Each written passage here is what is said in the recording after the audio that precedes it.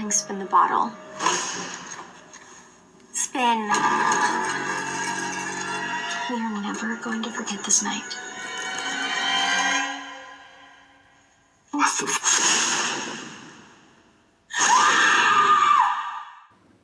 Hello everybody, welcome back to Screenstars. I'm here today to bring you my review for the 2024 horror film Spin the Bottle. The film is directed by Gavin Wiesen and it stars Tanner Stein, Kaylee Kenshiro, we have Ali Carter and Justin Long. Right, the film follows a young man called Cole who heads back to his family's hometown in order to renovate the old family house and sell it on. However, he's not completely aware that this old family house has got something of a dark legacy. In the 70s, there were a group of teenagers murdered in the basement and they were playing a game called Spin the Bottle. However, he is warned by his mother not to tell everybody in the town that he is a Randell, because if he tells people that, they're going to turn a gun on him immediately because of the family name.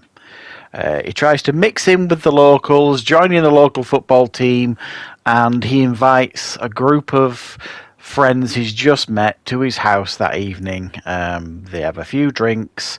They realise, his friends, what house it is they're in. They decide to go down into the cellar where the murders took place, and guess what? They decide to play Spin the Bottle. A very intelligent move, and as you can imagine, this leads to danger, disaster, and death for some of the teenagers, and it's up to the smarter of the bunch to try and figure out what's going on. Right, what are my thoughts on Spin the Bottle? This is a painfully generic horror film that has basically got pretty much every horror trope known to man stuffed in. It's bursting at the seams with horror tropes. You could have probably got away with this one maybe 10, 15 years ago when, these kind of cheap teenage jump scare trope fest were being churned out left, right and centre. Unfortunately, these days is almost painful to watch at times because it's full of characters that make hideously stupid mistakes and hideously stupid decisions. It's full of characters with no personalities who you do not care about at all, barring a couple. It's just so unoriginal and generic. You've got these fringe characters that you couldn't even remember the name if someone stuck a gun to your head. And then it's got a couple of central characters that, are romantically interested with each other. But, guess what? The girl's father is the local sheriff, played by Justin Long, and he's dead against this relationship. And so they're the ones kind of left with trying to figure out what's going on and what they're going to do about this Spin the Bottle game. I don't even really get me started on that because... the concept of Spin the Bottle as like a horror film, if done correctly, could probably, you could have probably done something fun with that. But it's not, it's just done terribly. It's almost like, it's like a genie in a bottle scenario, as daft as that sounds. There is, this old bottle that's been used to play the game, Spin the Bottle. And for reasons, the top will pop off and out will come out this demonic spirit. That for some reasons decides to hunt down some of the teenagers.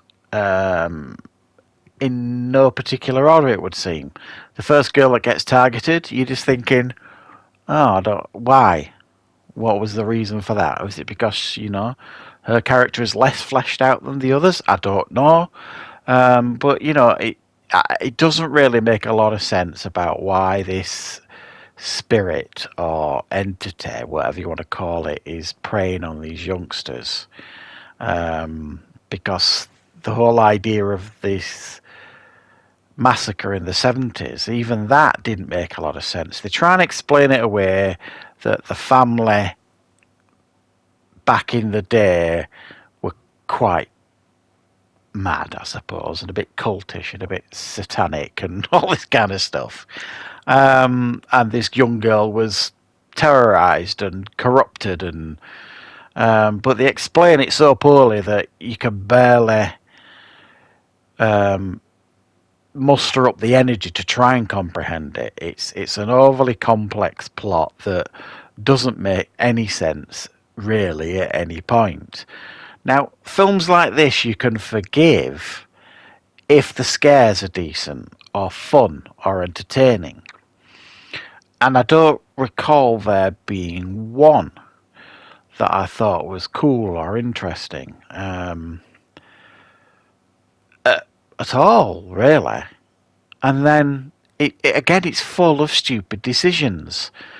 For example, so they play this spin the bottle game, yeah? And as a result of that, one of these teenagers dies. Everybody's heartbroken, blah blah blah. Teenager friend is dead, and everybody has a party to try and recover from it. And guess what they decide to do at this party to honour her memory? Yeah, you're right. They played Spin the Bottle. And guess what happens after they play Spin the Bottle again? More teenagers die. And then in order to put the genie back in the bottle, so to speak, guess what they think they have to do? Oh, you're right. They have to play Spin the Bottle again. Or so they think. Honestly, it's moronic, it's repetitive, it's generic, and it is just not really a great deal of fun to watch this film. I mean, don't get me wrong, I think the idea is sound. If it could have been made to work with some interesting characters, some interesting scares, some interesting kills. I don't even mind jump scares if they're done effectively. I can't remember there being one jump scare here that was you could even remotely describe as being effective. It's just a very dull, out of date horror film, unfortunately, this one. How on earth Justin Long read this script and thought this is going to be good for my career? I really don't know. A bizarre career choice for him, because this is a horror film that no one's going to see, no one's going to care about, and anyone that does is going to be probably of a similar opinion to me, that it's pretty terrible.